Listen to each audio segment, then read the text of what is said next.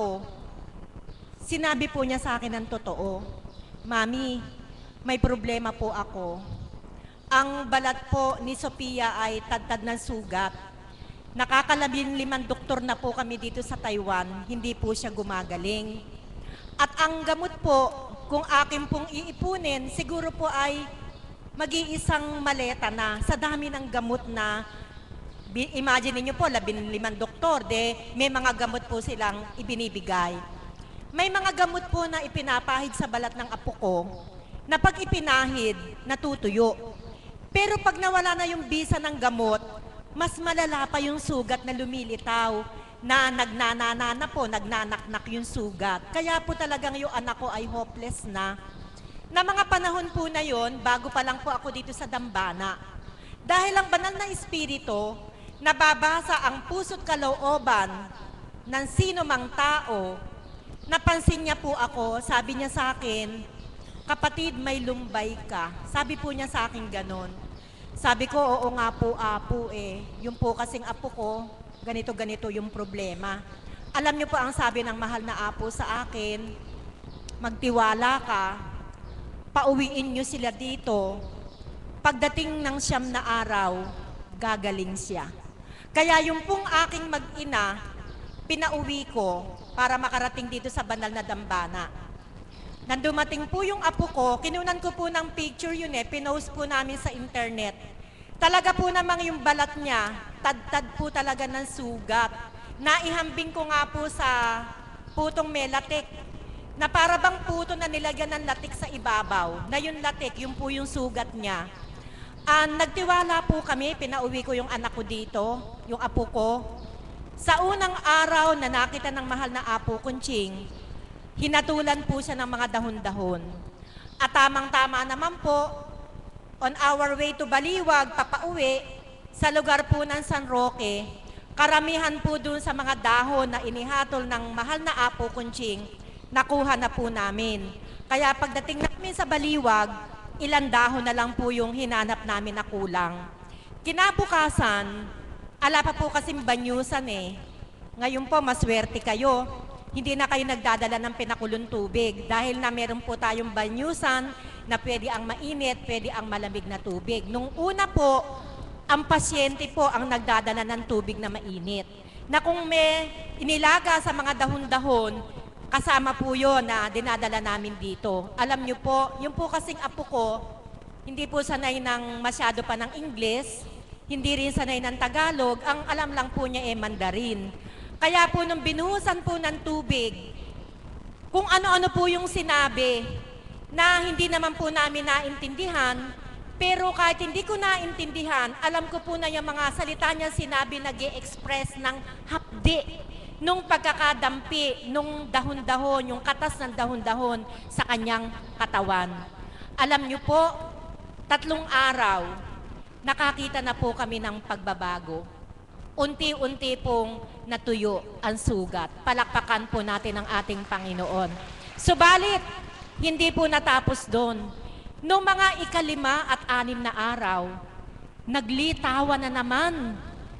Marami na naman ang lumitaw.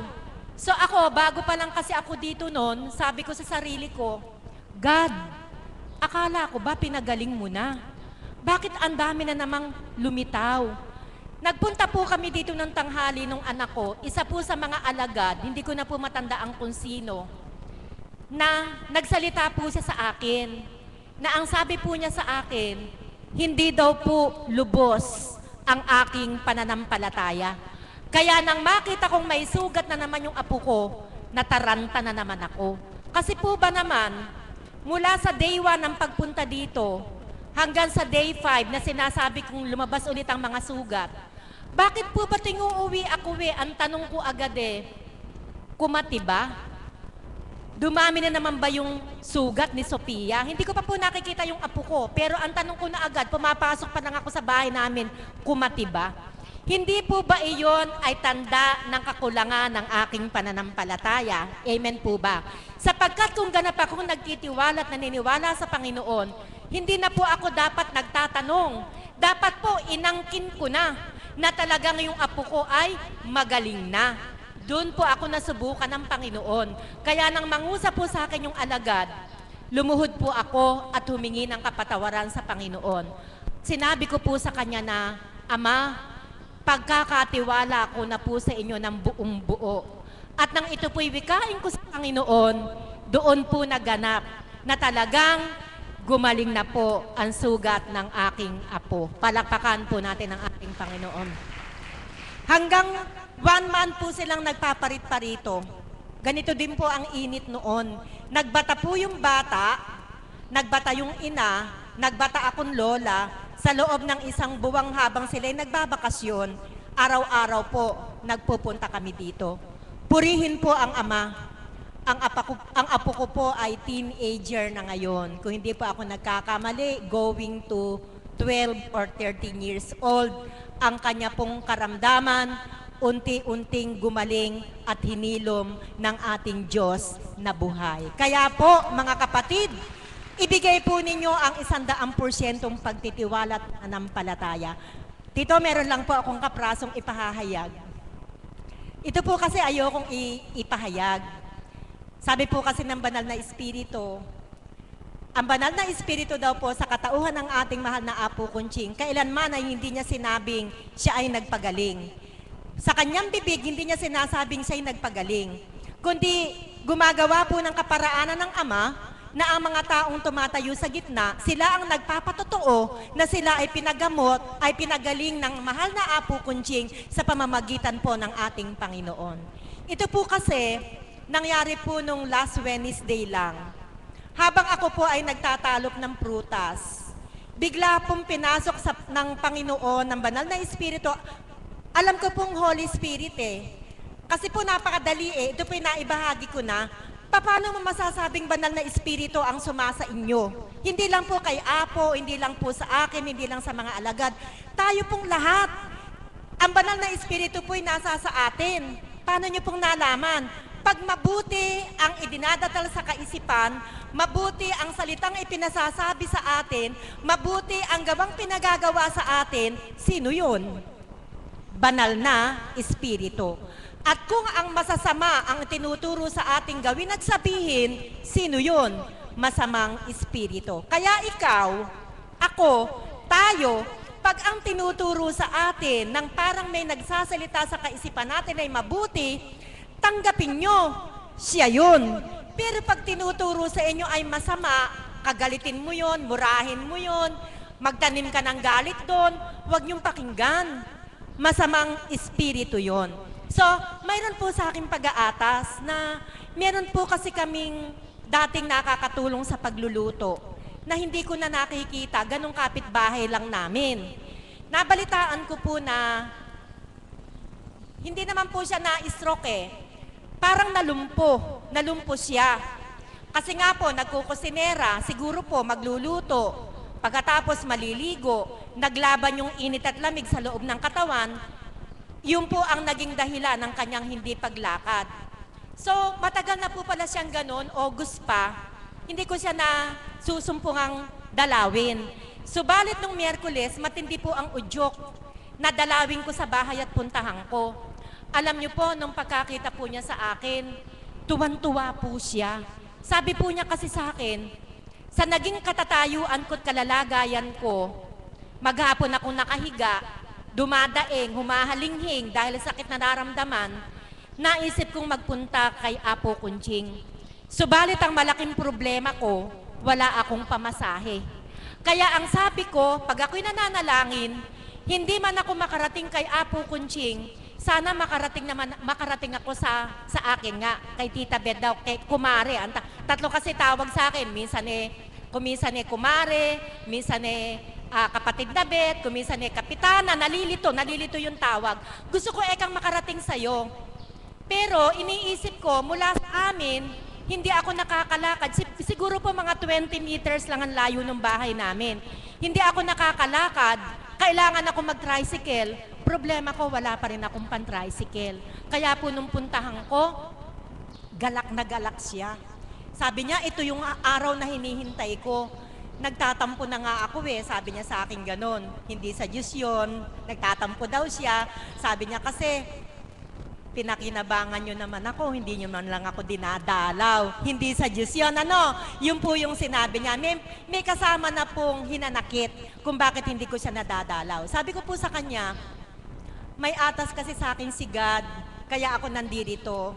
Ito na yung araw na hinihintay mo, na ako mismo ang pinapunta ng Panginoon, ginamit ang pagkatao ko para makarating ako dito. Ang atas sa akin, banyusan kita. Sabi, Mari, pwede ba bukas na? Nalungkot ako. Sabi ko, bakit nire-reject? Eto na nga, ino-offer na nga, sinasabi na nga ng Panginoon, nire-reject, humihingi pa ng tawad. Kung kaya ka ako sabihin ng Panginoon, sige, bukas na kita paggagalingin. Sabi ko, Mari, matindi ka ako yung yung atas ang sabi ngayon ano ba problema mo? At ayaw mong ipagawa ngayon. Kasi yung hindi ako nakaprepare, hindi ako nakaready. Wala ka namang ipiprepare, magpapainit lang tayo ng tubig, andyan naman yung tuwalya mo, andyan naman yung damit mo. Sa madalit salita, na-convince ko nang ginamit ko na ang pangalan ng Panginoon na sabi ko, ito'y pag-aatas na mula sa Panginoon. Nung pong nandun na po kami sa CR nila, pinaupo ko na. Talaga pong ang tungkod dalawa Isa dito sa kanan, isa sa kaliwa. Talaga daw pag siya humiga, ibaling lang yung pigi niya, umaaruray daw po siya sa sakit. Hindi daw po siya nakakalakad ng walang dalawang tungkod. Pero nung puntahan ko siya, sa tulong ng isang tungkod, nakapasok dun sa CR. So kinrusan ko na po, ganun po kasi kaming magbanyos Sa pangalan ng kataas-taasan, Diyos Ama, Diyos Anak, Diyos Espiritu Santo, kasama na yung panalangin. Alam niyo po, natakot po ako. Bakit po? Oras pong ipatong ko yung kamay ko sa ganito niya, nagdigay po ng walang lubay. Sabi ko, Ama, bakit po ganito? Nagdigay na nagdigay, baka po makasama sa puso niya. Natakot po ako. Nung buhusan ko po ng tubig, lalo pong lumalim yung digay at napakarami. Siguro po hindi lang po 30 to 50 digay yung ginawa niya. So, dumulog po ako sa Ama.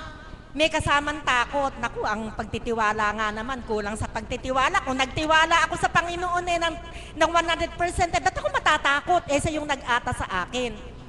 Nung pong mabanyusan ko na, iniwan ko pa rin po, nagdidigay, naririnig ko. Maya-maya po lumabas. Wala na pong tungkod. Sabi po niya sa akin, Kumare, nakapagsuot ako ng panty. Dati daw hindi daw siya nakakapagpanty, mataas lang daw yung kanyang paa, saksakan daw ng sakit. At nakalakad na papunta dun sa sala niya. So pinaupo ko po sa silya, nakaharap po sa rebulto ng Santo Niño yata iyon, hinaplos ko siya. Pagkatapos, pagdating dito, ginanyang-ganyang ko, pero totoo po naman, ang dighay hindi pa rin po lumulubay. Ayaw po lumubay yung dighay niya. Tapos po, yung paang may diferensya, pinataas ko paunti-unti. Sabi po niya, nagtitiwala ako na pagagalingin ako ng Diyos. Kahit anong mangyari, magtitibay ako na pagagalingin. Sige ka ako taas. Huwag mong biglain ha, unti-unti, hanggang pataas ng pataas. Nang maitaas na po ng ganitong level, hindi daw po niya talaga naitataas yun Nung pong mataas ang ganitong level, pinakikik ko ng ganon. Pinakikik kong ganon. Tapos sabi ko, sige ka ako Mare, lumakad ka. Purihin ng Diyos talaga. Talaga po, Panginoon, napakabuti po ng Ama. Siya po talaga yung nag-ata sa akin. Siguro po, awang-awa na siya doon sa anak niya na yon na walang ginawa kundi dumulog sa kanya. Wala nang inasahan, walang pera, pan-tricycle nga, wala. Siya na lang talaga yung inasahan. Alam niyo po, hindi po siya makapaniwala na siya'y makakalakad. Sabi ko, wag ka sa akin magpasalamat. Magpasalamat ka sa Diyos na ginamit lang niya ako para yung hinahanap mong kagalingan ay matamu mo na manggagaling mula sa Panginoon. Kahapon, nung sumunod na araw, binalikan ko siya.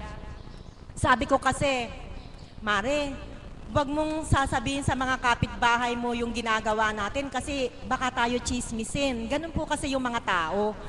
Siyempre po, yung asawa ko, politiko, baka ako, sabi ko pa sa kanya, kakakuspihin pati ang Panginoon ginagamit ko sa pamumulitik. Pero ito kako'y talagang ata sa akin mula sa Panginoon.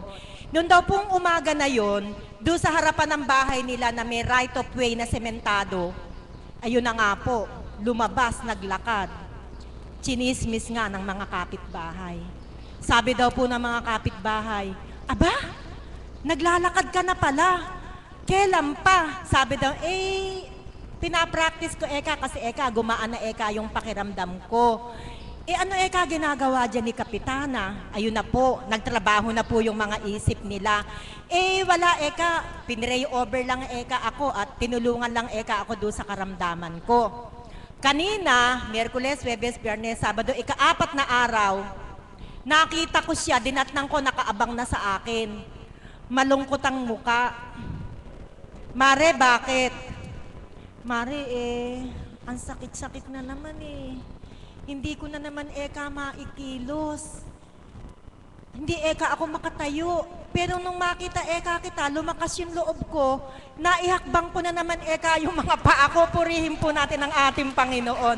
Alam niyo po, habang inihahanda ko yung banyos na, yung tubig na pambanyos, Mare, magtapat ka sa akin, anong kinain mo kahapon? Sigurado may kinain ka na nakasama sa'yo. Kasi eka Mare nung nakaramdam ako ng ginhawa ng katawan nag-tricycle ako. Pumunta ako sa kumare ko sa Makinabang. Karatig baryo po namin yon. Kasi eka, nangako sa akin yung kumare ko na bibigyan daw ako ng bigas. Kaya eka ako'y nag-tricycle at ako eka punta sa Makinabang. Doon eka ako pinakain. Nasarapan ko eka yung bataw. At saka eka yung ginawa ko ekang kanin yung bataw Halos hindi na eka ako kumain ng kanin. Puro bataw na lang eka at sitaw ang tinain ko. Pagkatapos eka, ginawa ko ekang dessert yung nilagang mani. Naku, Mare! Kaya pala ka ako sumakit ulit. Yung balakang mo, lahat ka ako ng kinain mo, bawal sa'yo. Bawal ka ako yung mga pagkain may buto sa mga may rayuma, sa may mga sumasakit sa katawan. Kaya ka ako sumakit ulit. Ayun, banyos, haplos, palakad ulit. O kumusta? Sabi kong ganun, masakit pa ba? Mare eka, bahagya na lang. Para na lang din eka, malapit na ekang bumalik sa nararamdaman ko kahapon. Tandaan mo Mare, huwag kang kakain ng mga pagkain sinabi ko sa'yo, pero purihin ng Diyos. Sabi po buo niya sa akin, alam ko naman Mare na pinagaling na ako ng Diyos Siguro sinusubukan niya ako kung talagang nagtitiwala ako sa Kanya. Pero hindi ako bibitaw. Hindi ako mawawalan ng pagtitiwala sa Kanya. Alam ko, pagagalingin niya ako. Palakpakan po natin ang ating Panginoon. Nawa po mga kapatid, ang maliit kong ibinahagi ay magbigay sa inyo ng mabuksan ng ating kaisipan na talagang ang kagalingan ay hindi sa kaparaanan ng tao o ng sino paman, kundi ng ating pagtitiwala sa ating Panginoon. Dapat po yung ating gaalabok na pananampalataya, unti-unti ay palakihin natin hanggang maging kasinlaki ng butil ng mustasa. Ganyan po kabait ang Panginoon sa mga taong ganap na nagtitiwala at naniniwala sa Kanya. Gusto niyo po bang gumaling? Palaguin niyo po ang inyong pananampalataya, solid na pananampalataya sa Panginoon. Makakatamo po kayo ng kagalingan. Magandang umaga po at maraming salamat. Salamat po, Mibet. Katotohanan pong tinuran at binagi niya. Nakapulot po ba kayo sa kanyang binagi? Kailangan po buong-buo ang ating pananampalataya sa ating Panginoon. Sapagkat sa Kanya lang natin lahat makukuha ang ating mga kakapangangailangan, anuman ang mga karamdaman, anuman mga dalahin natin, talagang alay po natin sa Kanya. At ang susunod ko pong tatawagin na magbabagi ang kapatid natin na si Marcos Pangilinan. Palakpakan po natin ang Diyos na buhay.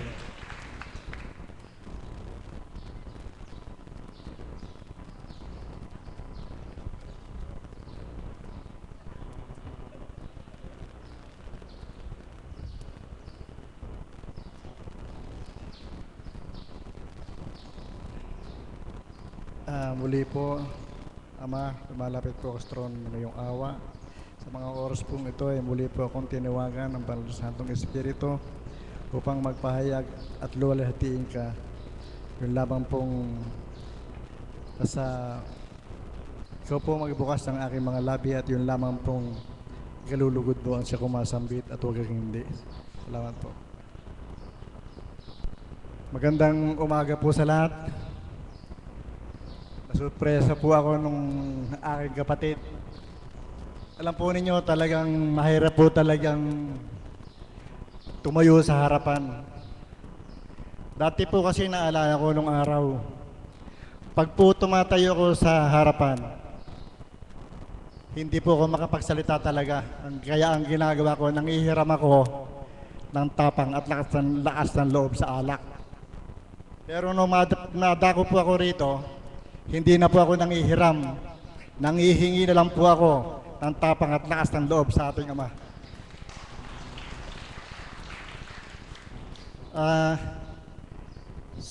Ayon po doon sa ating kapatid, pananampalataya. Ako po kasi nang napatungo ko rito, isa rin po akong biktima ng stroke. Iniisip ko po na pagka ako ay nagtungo rito at hindi ko rin lamang tutuparin yung aking taos-pusong pananampalataya, hindi rin ako gagaling. Napasama po ako doon sa aking kabiyak at sinabi ko sa kanya na kung sasamahan ako, ay kung ano yung damdamin ko sa pananampalataya ay ganapin mo rin. Dahil kung hindi, magiging baliwala lang ang pananampalatayang ito. Kaya nga po nung dumating kay Merito, sabi po ng mahal ng apo ay magbanyos ako. Nagbanyos ako. At sa loob po ng 3 araw, nakalakad na po ako nang walang umaalalay sa akin. At ngayon nga po, bagamat nakikita ninyo na tumatayo ako, na maayos naman ang paglakad ko. Kaya nga lang po talagang paika-ika pa. Pero inangkin ko na po ang kagalingan ito sapagkat ang taos-puso ko pong pananampalataya sa Kanya ay talagang pinalalalim ko ng lubusan. At hanggang ngayon nga po, siguro nakikita ninyo na halos ako yung nasa gilid ng pintuan. Pag po nawala ako doon, tiyak, wala talaga. Pero po hanggang meron silang dinadaan ng dildilan doon sa amin, doon po ako. At sa pananalig ko po, at unang-una sa ating minamahal na Apo Kunching, paligay ko po kung tayo talaga ay ibibigay natin ng buong puso ang ating kalooban para sa pagnilayan nating maigi ang mga sinasaad at hinahasik ng ating minamahal na Apo Kunching. Paligay ko po lalalim din ang ating pananampalataya at magkakaroon tayo ng buhay na kinakailangan natin ng kasaganaan. Salamat po at marami pong salamat sa inyo lahat. Maganda pong umaga po. Salamat po, kapatid. Natutungayan ko po siya nung unang dumating po siya dito sa ating banal na dambana na hindi po siya masyado nakakalakad, hindi niya magalaw yung kamay niya. Pero sa kanyang pananampalataya at pananalig, hindi po siya nagalinlangan sa ginagamit na katawan nating minamahal na Apo Kunching. Sa paghayag ng mga salitang banal, doon niya po inangkin na sa pamagitan ng mga salitang banal ng Diyos sa katawan ng mahal na Apo Kunching, yun po pinakalob sa kanyang kagalingan. Ngayon po, mayroon po tayong mag-aalay ng awit, ang aking kapatid na si Merna.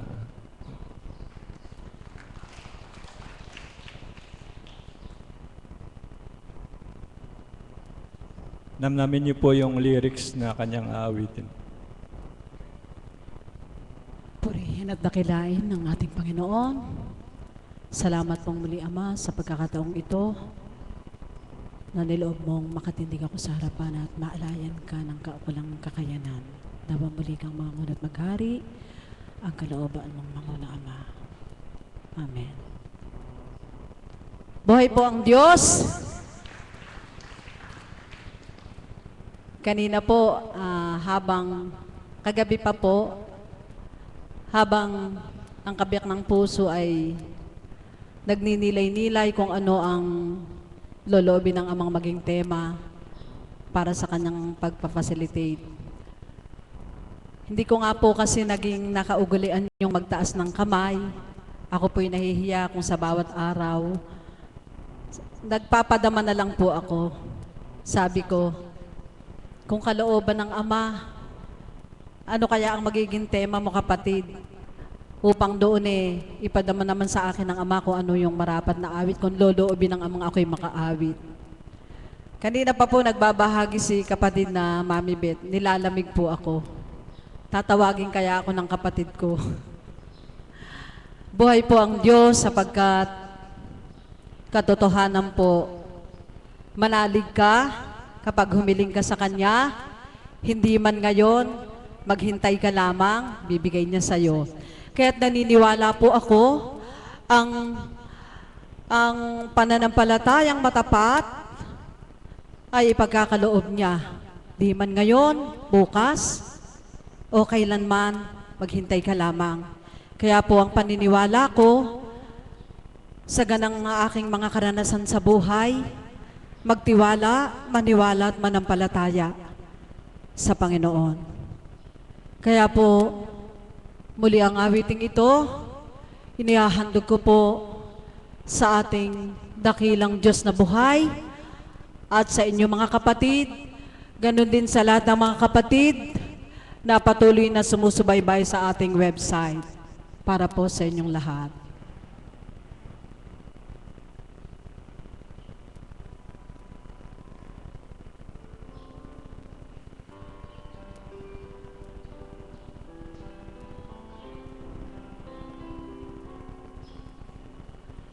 I believe for every drop of rain that falls, a flower grows. I believe that somewhere in the darkest night, a candle glows. I believe for everyone who goes astray, someone will come to show the way. I believe, yes, I believe. I believe above the storm, the smallest prayer will still be heard. I believe that someone in the great somewhere hears everyone. Every time I hear a newborn baby cry, or touch a leaf, or see the sky, then I know why. I believe every time I hear a newborn baby cry, or touch a leaf, or see the sky, then I know why.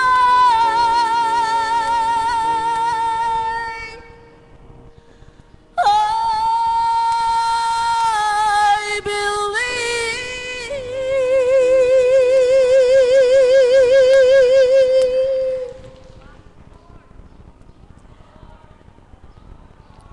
Salamat po sa Ama, sapagkat yun po ang katotohanan ng damdamin sa puso ko. Naniniwala at nagtitiwala po na sa pamamagitan ng pananampalataya, ipinagkaloob po niya kagalingan ng karamdaman at kaluluwa at marami pang iba. At sapagkat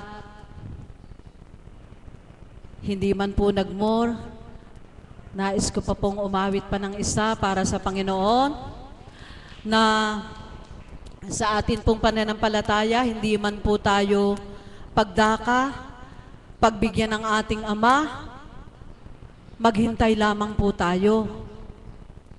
Hindi ngayon, hindi bukas, hindi po tayo bibiguin ng Panginoon. Amen po ba?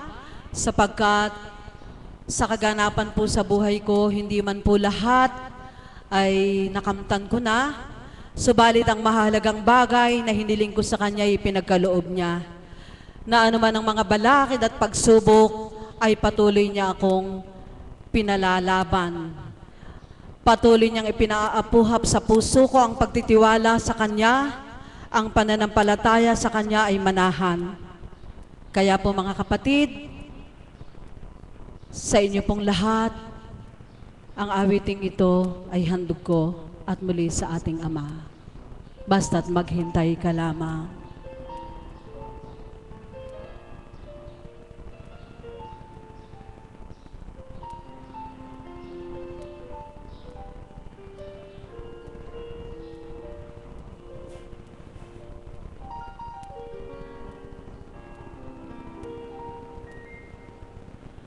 Kung hindi ngayon ang panahon na para sa iyo, huwag mainip dahil kanya ang buhay sa mundo. Huwag mawawala ng pag-asa, darating din ang ginhawa. Ang isipin mo'y may bukas pa, nilaan ating Ama. Kabigo ay hindi hadlang upang malumbay ka. Huwag kang luluha kung nabibigo, dapat ay lumabang ka. Ang kailangan mo'y tibay ng loob kung mayroong pagsubok man. Ang liwanag ay di magtatagal at muling mamamasdan. Ikot ng mundo ay hindi laging pigatit kasawian. Ang pangarap mo ay magkakamtan, basta't maghintay ka lamang.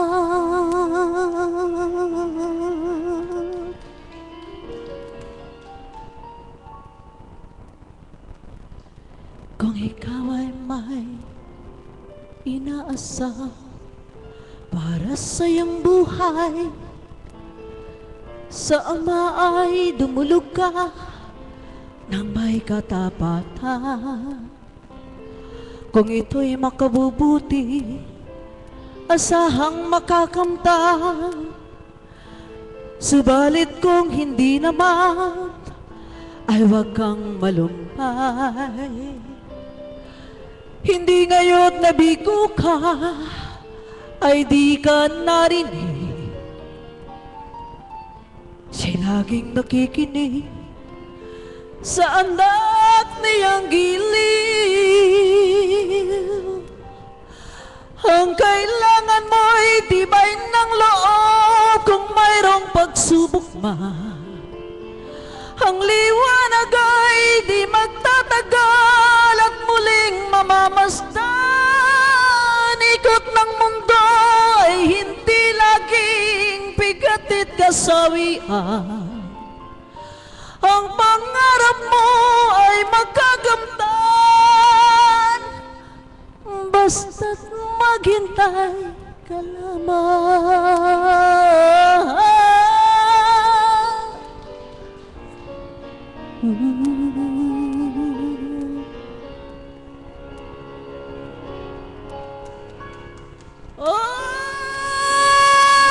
Kailangan mo'y tibay ng loob kung mayroong pagsubok man. Ang liwanag ay di magtatagal at muling mamamasdan. Ikot ng mundo ay hindi laging pigatit kasawian. Ang pangarap mo ay magkakamtan, basta't maghintay ka lamang.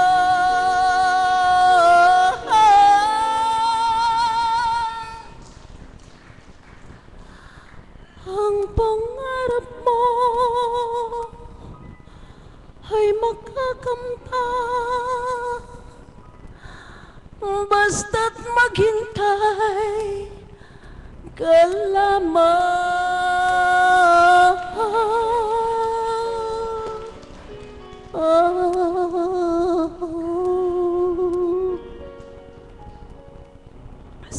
po, Ama.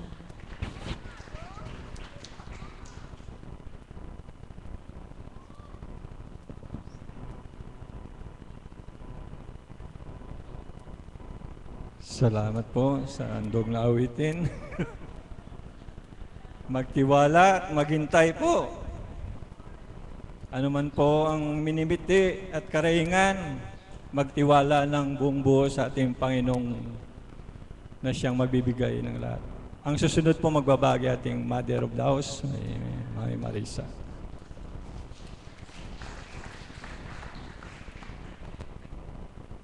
Purihin ka, Ama. Purihin ka. Purihin ka. Sa iyong kabutihan, sa iyong kagandahang loob, na sa bawat araw ay aming nakakamtan. Sa pamamagitan ng iyong kinalugdan ng aming mahal na Apo Kunching, na sa amin ay iyong binigay upang matutunan na iyong kabanalan. Amen. Buhay po ba ang Diyos? Napakasarap ng pandama, no po? Habang umaawit si Nanay Myrna, yung pa'y pabuntot pa, pakiramdam ko, hinahag ako na mahigpit ni God. Buhay po ba ang Diyos? Alam niyo po, napakaganda po ng tema ng ating facilitator tungkol sa pananampalataya. Napakabilis po ng aking pandinig sa oras ng ang pag-uusapan ay tungkol sa Diyos. Alam niyo po, naghahain po ako sa taas at binabalangkas po yung aming pagkain. Nang tinawag, nag-usap na kasi kami ni Mami Beth sa text na hindi siya darating at mayroon siyang emergency na aapuhapin.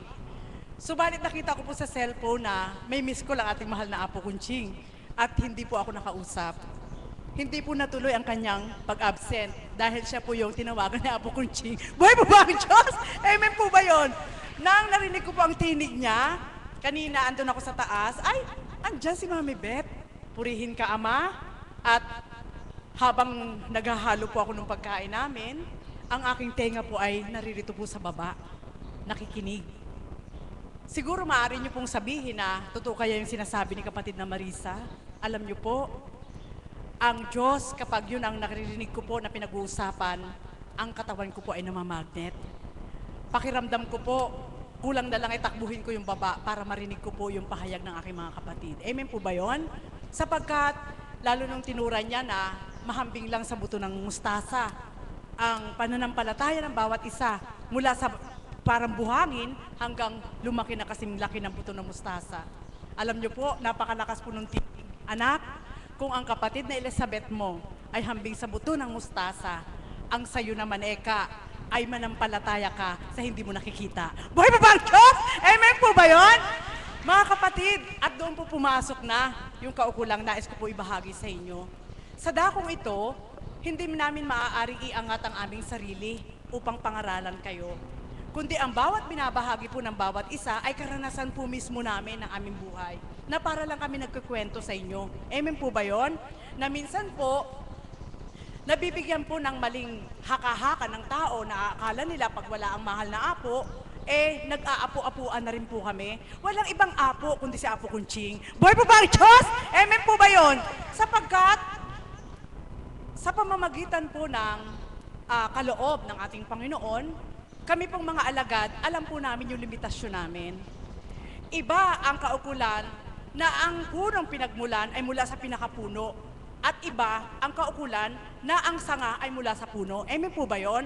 Kaya kailanman ang sanga ay hindi maaari maging puno unless na lang kapag pinigtal siya, minarkot siya at tinanim muli.